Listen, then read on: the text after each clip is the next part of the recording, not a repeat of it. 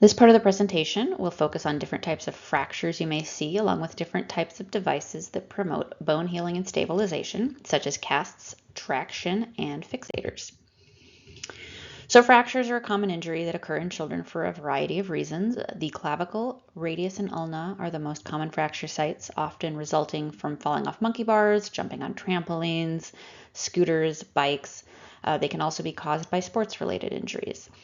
The mechanism causing the break is related to how they fell. So, for example, an outstretched arm may be causing a supracondylar fracture.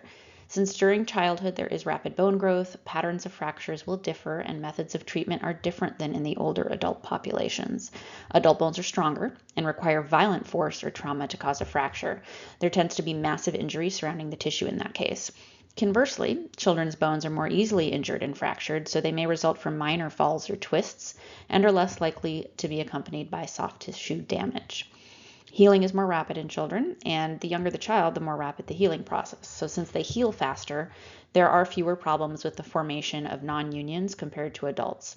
This also means that if a fracture occurs at the epiphysis or the growth plate, that this can alter bone growth.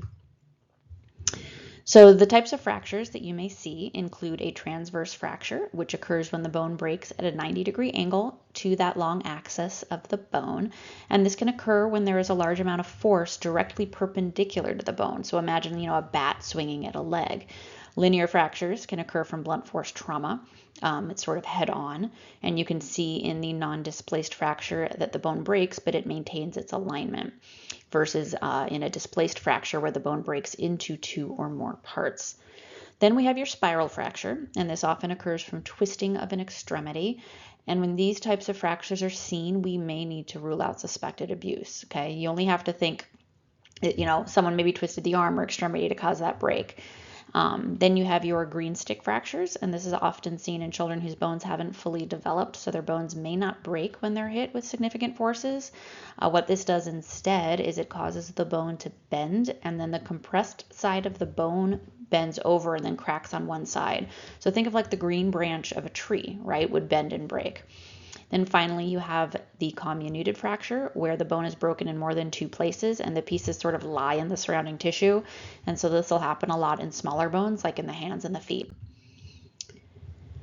The weakest point of the long bone is the physis, or the cartilage growth plate. And this will be a frequent site of damage during trauma, and it's called the Salter-Harris fracture or growth plate fracture. So this occurs in about 15% of childhood long bone fractures. Treatment of these types of fractures include open reduction and internal fixation, or ORIF, in order to prevent bone growth issues. So for nursing care management of a child with a fracture, we're going to focus on promoting healing as well as preventing injury and complications. Assessments are going to include checking for circulation, checking pulses, assessing movement of the area. If they're old enough to tell you if they can feel, then you can check for sensation. We're going to look at their skin color, the temperature of the affected area. You can palpate for what are called hot spots if they're casted, which may indicate that there's an infection in that area. And then it's going to be important to elevate the affected limb to alleviate pressure and to reduce swelling and help reduce pain. With patients in a cast, we might have to monitor for compartment syndrome. So hopefully you recall that this is caused by pressure buildup in that area from internal bleeding or swelling of tissues under a cast. So it's going to be important to monitor for the 6 Ps, which I'm going to discuss on the next slide, just in case you need a refresher. We're going to need to promote nutrition and hydration to help facilitate healing and prevent constipation. If a patient is not as mobile and maybe they're taking some type of opioid for pain, then the most common side effect for that is constipation. We're going to want to provide them with developmentally appropriate activities that they can do to help support their growth and development, especially if they're recovering for a significant period of time. And then provide pain management, and whether that be through pharmacologic measures or non-pharmacologic measures like distraction, heat and cold, music, maybe utilizing child life, whatever is effective for them. So with all fractures, we need to assess the 6 Ps.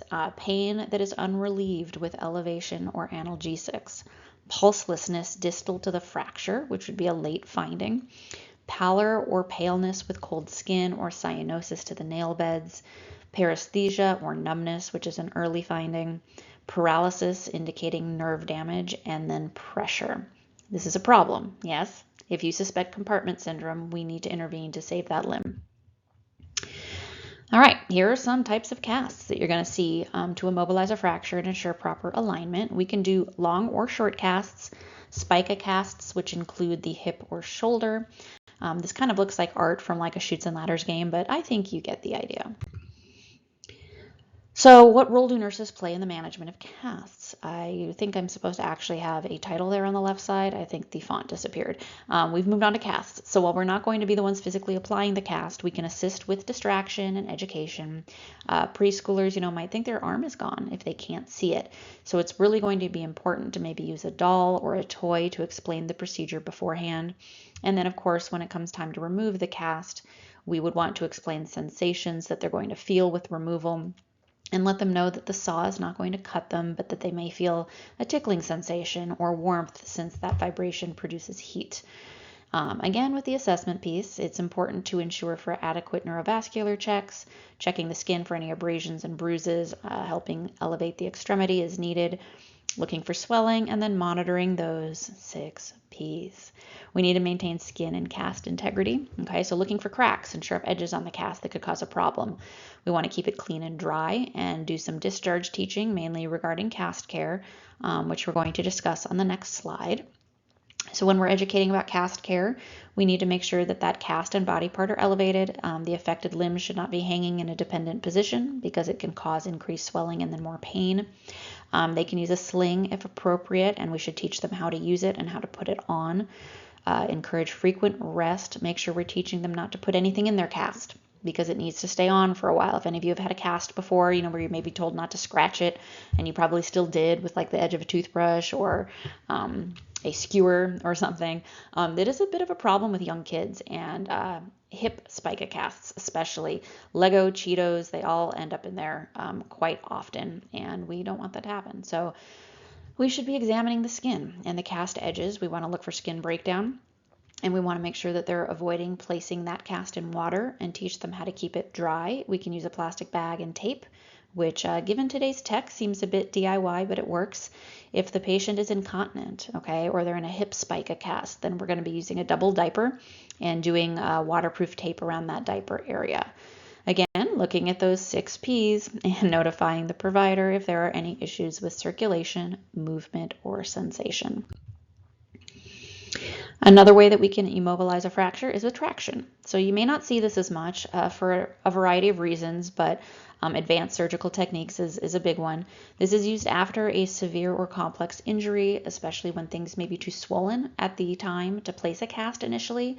So it allows for stability. It aligns the bone fragments and allows for closer evaluation of the injured site. It promotes rest of that extremity, improves contractures, corrects deformities, and it reduces muscle spasms so the bones can be realigned. So it also can be used just for pain management as well while we're waiting to go to surgery. There are 3 essential components of traction. So we have forward force that is produced by attaching a weight to that distal bone fragment and kind of pulling it forward.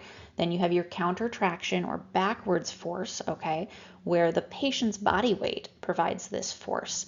And then the patient's contact with the bed provides the frictional force. And these 3 forces align those distal and proximal bone fragments by adjusting that line of pull upward and downward and abducting and adducting the extremity.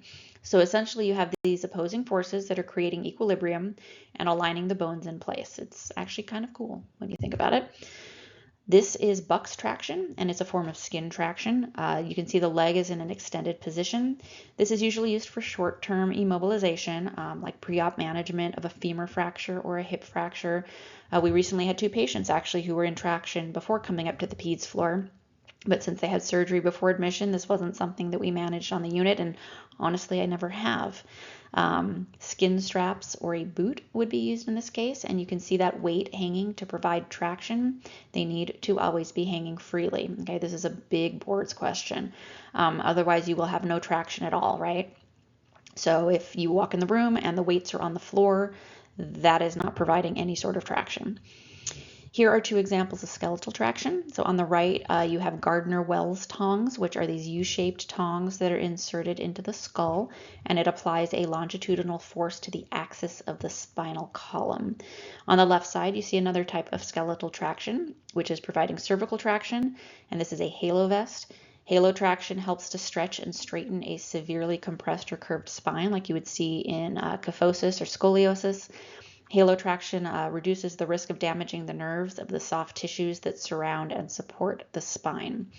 When a patient is in this type of traction, they will typically remain in the hospital the entire time, so it'll be around 3 to 8 weeks up until they can have a spinal fusion to permanently stabilize the spine. Yet another method to help realign and fuse bones is with external or internal fixation. External fixation is used to lengthen bones, correct angular or rotational deformities, and to immobilize fractures. So a device is usually present externally outside the body to help stabilize the area, versus with internal fixation where you're going to have rods, screws, staples, or plates that are used to improve the alignment of a fracture and allow for proper bone growth and healing. So this is an example of an external fixator, the Ilzarov. So you'll see wires, rings, and rods that allow for lengthening to occur and correct for deformities or immobilize a fracture. This is attached surgically to the bones, and then by manually distracting or separating the opposing bone, we can encourage new bone growth in that created space. So occasionally these rods will be manipulated at certain intervals to increase space, similar to like a palate expander, if you ever had one of those. So you can attain about 1 inch per month of expansion this way. I guess I could have probably been 5'9" in another life. This is indicated for uneven limb length or angular deformities, so not young Taylor with low self-esteem and a height complex, okay? There definitely is a purpose for this that is a little bit more important than that. So here's a closer picture, and you can see why it's important to provide pin site care. Usually it is just soap and water. The pin insertion sites should be observed for discharge, redness, foul odors, any signs and symptoms of infection. Internal fixation is where you don't see the device outside the body. And open reduction and internal fixation, like I mentioned before, the ORIF, is a type of surgery that is used to fix broken bones.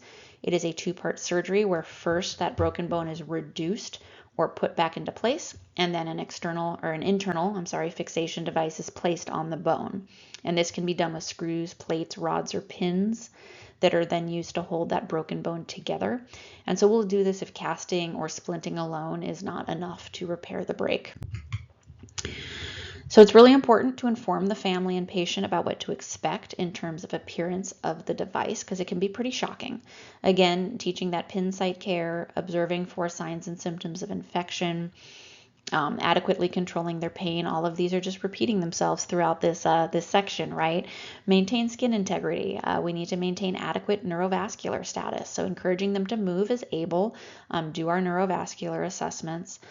Often when they have these types of devices, they are going to be partial weight bearing. So they may need, this is not traction, by the way, this is for the fixators, just in case you're wondering, like, partial weight bearing and getting up and moving is not going to work with traction, Taylor. I know. They may need to have help learning to walk with assistive devices like crutches. If they have an external fixator, surgical removal is going to be required. And so in the meantime, we want to teach the family about pin site care, signs of complications, how to safely move and ambulate with that patient. That's all very important. All right, this part of the presentation is done. Go take a break. See you back in a little bit.